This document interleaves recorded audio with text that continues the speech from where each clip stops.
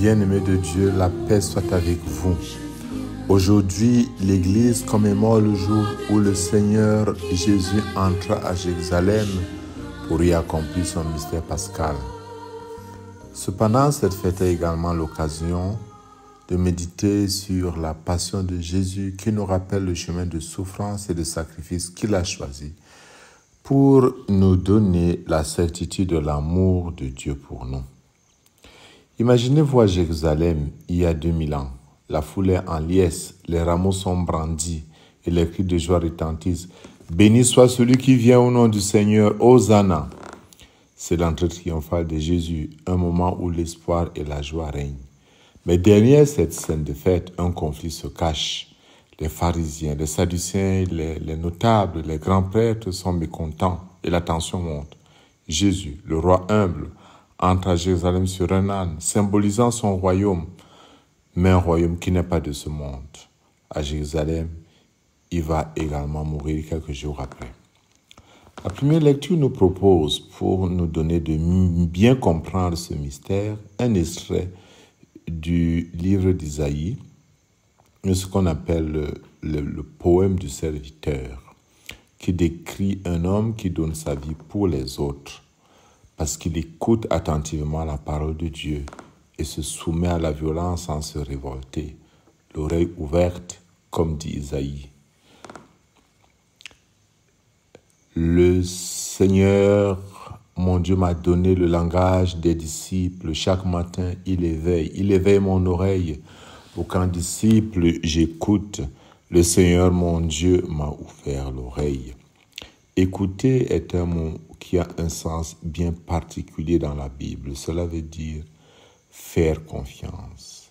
Les auteurs bibliques opposent fréquemment deux attitudes types. Celle de ceux qui font confiance à Dieu, s'abandonnent dans la sérénité à la volonté de Dieu, parce qu'ils savent d'expérience que sa volonté n'est que bonne. Et de l'autre côté, ceux qui vivent dans la méfiance, le soupçon porté sur les intentions de Dieu, récriminent, se révoltent devant l'épreuve parce qu'ils se sentent abandonnés. Pire, ils se disent que Dieu pourrait trouver une satisfaction dans leur souffrance. Les prophètes, les uns après les autres, disent « Écoute Israël » ou bien « Aujourd'hui, écouterez-vous la parole de Dieu ». Et dans leur bouche, la recommandation « Écoutez » veut toujours dire « Faites confiance à Dieu quoi qu'il arrive ». Et Saint Paul dira pourquoi. Parce que Dieu fait tout concourir au bien de ceux qu'il aime. De tout mal, de toute difficulté, de toute épreuve, Dieu fait surgir du bien. À toute haine, il oppose un amour plus fort encore. Dans toute persécution, il donne la force du pardon. De toute mort, il fait surgir la vie, la résurrection. Une condition, lui faire confiance, obéir à sa parole, en somme, écouter. C'est bien cette histoire d'une confiance réciproque. Dieu fait confiance à son serviteur, il lui confie une mission. En retour, le serviteur accepte la mission avec confiance. Et c'est cette mission même qui lui donne la force nécessaire pour tenir bon jusque dans les oppositions qu'il rencontrera. Jésus incarne parfaitement le portrait du serviteur de Dieu, avec une écoute et une confiance inaltérables en son Père.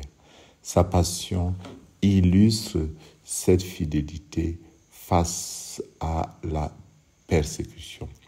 Ainsi, quand nous lisons Luc au chapitre 23, nous voyons comment Jésus, sur la croix, entouré de moqueries et d'humiliation, tient bon, ne lâche pas prise. Il remet entièrement sa vie entre les mains de son Père. Il pardonne à ses bourreaux. Il promet le paradis à un des malfaiteurs. Et notons-le bien, ces dernières paroles. Père, je remets mon esprit entre tes mains. Exprime cette confiance absolue en Dieu, même en face de la mort. Bien-aimés de Dieu, le chrétien est invité à vivre cette même confiance en Dieu, reconnaissant que tout est don de Dieu. Cela lui donne la force de témoigner de sa foi, de son espérance, quand il se laisse aimer par Dieu. La deuxième lecture est un chant bien connu, inséré dans la lettre aux Philippiens au chapitre 2. Ce texte magnifique décrit Jésus qui, bien qu'étant Dieu, s'est abaissé jusqu'à la mort sur la croix.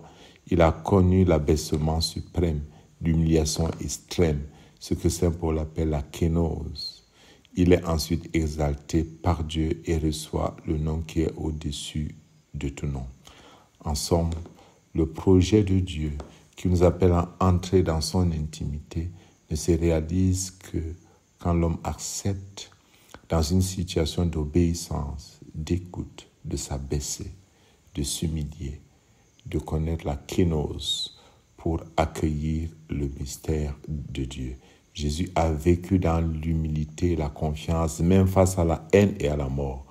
Paul parle d'obéissance, c'est-à-dire Jésus, plus que tout, a su vivre la parole de son Père, de la volonté de son Père. Il a su faire confiance à son Père, même au moment le plus crucial et extrême de sa vie.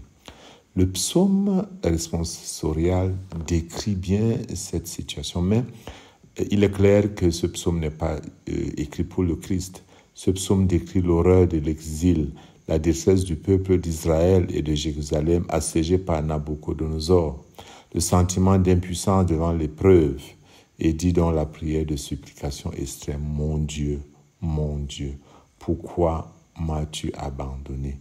Qu'on peut traduire, pourquoi, en vue de quoi m'as-tu abandonné à la haine de mes ennemis? Et Dieu sait comment nous, comme Israël, nous sommes affrontés, n'est-ce pas, à plusieurs reprises, à la haine des hommes. Mais ce psaume termine par une action de grâce merveilleuse. Que dit ce psaume? Tu m'as répondu et je proclame ton nom devant mes frères. Je te loue en pleine assemblée. Vous qui le craignez, louez le Seigneur.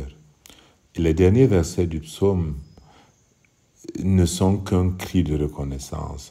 Les pauvres mangeront, ils seront rassasiés. Ils loueront le Seigneur, ceux qui le cherchent. À vous toujours la vie et la joie. La terre se souviendra et reviendra vers le Seigneur. Chaque famille des nations se prosternera devant lui. Moi, je vis pour lui, ma descendance le servira. On annoncera le Seigneur aux générations à venir. On proclamera sa justice au peuple qui va naître. Voilà l'œuvre. Chers frères et sœurs, ce dimanche de l'entrée de Jésus à Jérusalem et de sa passion nous invite à nous souvenir de la détermination que Jésus a eue à accomplir la volonté du Père. Et ce dimanche nous rappelle son amour inconditionnel pour nous.